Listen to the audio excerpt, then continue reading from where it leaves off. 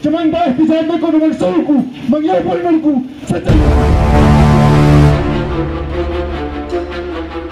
زموږ دلته یو مشر و، هغه به راغی د مونډه چوک به هم بند کړو، ګډې وډې به یې ویلې، بیا به لاړ د میارو چوک به هم بند کړو، ګډې وډې به یې ویلې.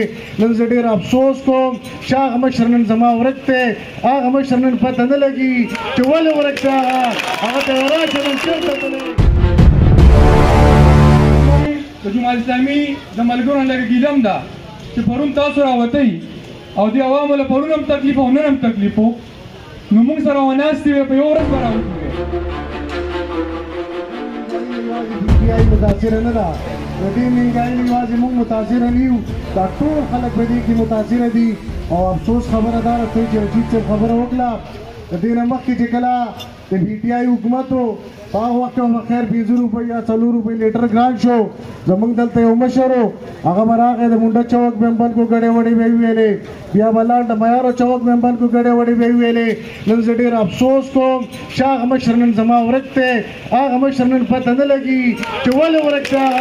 هغه ته یې راشه نن چېرته تللی. زموږ دا کم سرکاري وړه چې میلاویږي، دا کوټې چې چاته میلاو شوي دي، نو هغه خلکو ته وایي یاره ته زما نه سودا نه کې تالی نه در کومه، داسې وایي که نه وایي.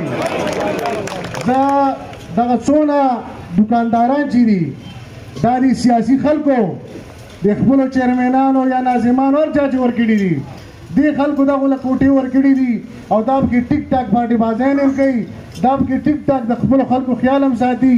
موږ دوی ته نن اخري وارننګ ورکوو که د دې نه پس د چېرته یو کس ته ویل چې یاره ته زما نه سودا نه کې تاله وړه نه در کوم، یا یې پکې پارټي وکړه چې ستا پلانکي پارټۍ سره تعلق دی یا پلانکي ته وینا وکړه، نو ټیک ټاک به هغه دوکاندار خلاف موږ راوځو او ټیک ټاک به هغه خلاف مزاحمت کوو. کوو به که نه به کوو انشاءالله.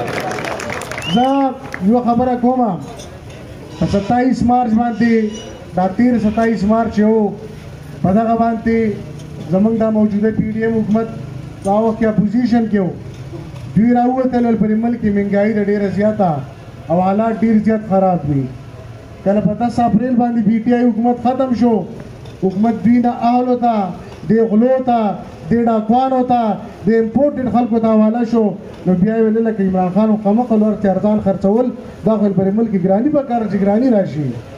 اوس یې پر ملک کې تقریبا صرف په 10 میاشتو کې د 150 روپیو نه سوا ډالر ګران شو، د 130 روپیو نه سوا ډیزل او پټرول ګران شو.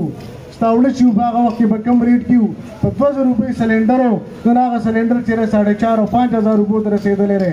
وړو تر وړه چې هغه په 100 روپۍ وه، د هغې نه 3 ګونه او 4 ګونه د سیوا د هغې ریټ سیوا شوی دی او دا سلسله لا اوس هم روانه ده. موږ ته وایي تاسو د صبر تلقین موږ ته راکوي، ځان له خپل کیسونه ختموي، خپلې غلاګانې معاف کوي، خپل هر څه کوي. و انشاءالله زه خپلې خبرې په دې خبرو ختمول غواړم چې د مونډه بازار یونین ته زه دا درخواست کوم چې موږ کینو او را روان یو ورځ موږ وټاکو، موږ به د خپل مونډه نه زموږ چې څونه وس کېږي دا غځي نه به د احتجاج یو آغاز کوو. کېدی چې زموږ د احتجاج په برکت باندې په ضلع کې دغه شان شټر ډاون وشي، بیا په ریجن کې وشي، بیا په صوبه کې وشي، بیا په ملک کې وشي انشاءالله. نو انشاءالله را روان کال به موږ دا ورکوو چې د مونډه بازار مکمل شټر ډاون وشي، چې مونډه بازار مکمل بند کړی شي. او که بند نه شو ما مخکې هم خبره وکړه چې ټیک ټاک به موږ په دغه کې مزاحمت کوو، را بازار به موږ دا ګراني یوازې زموږ ګراني نه ده او دا ګراني یوازې د پي ټي آی هم نه ده، دا د ان پي هم نه ده، دا د جماعت اسلامي هم نه ده.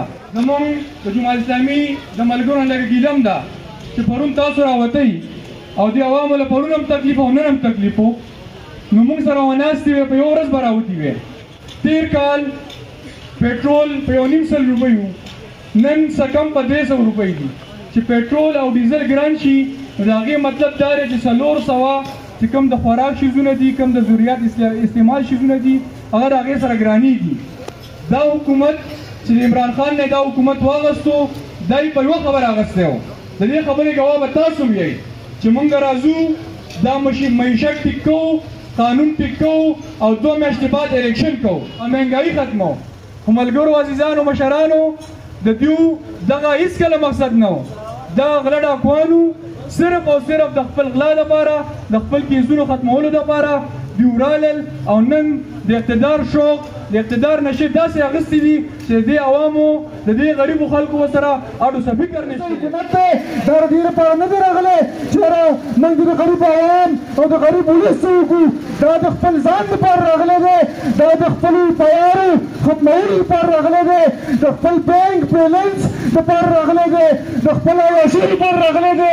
تاسو وګورئ چې کله د عمران خان صاحب حکومت موږ غیر سیاسي دی، موږ د یو پارټۍ له رنګ نه ورکوو، خو چې کله د عمران خان صاحب حکومت نو چې 2 روپۍ بشیز ګران شو، په دې چوک کې به یوه ویله ساده وه، په دې ملک کې به یوه ویله ساده وه.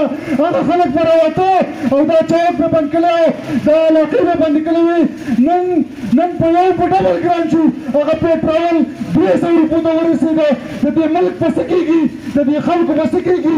الله تعالی دې زموږ د دې خلکو په دې حال باندې رحم وکړي، ځکه چې زموږ خو څوک نشته دی، زموږ خو هېڅ څوک نشته.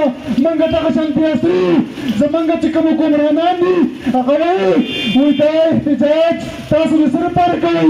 تاسو دا احتجاج ولې کوئ؟ چې موږ دا احتجاج نه کوو نو موږ څه وکړو؟ موږ یو بل نه وکړو، څه چل وکړو؟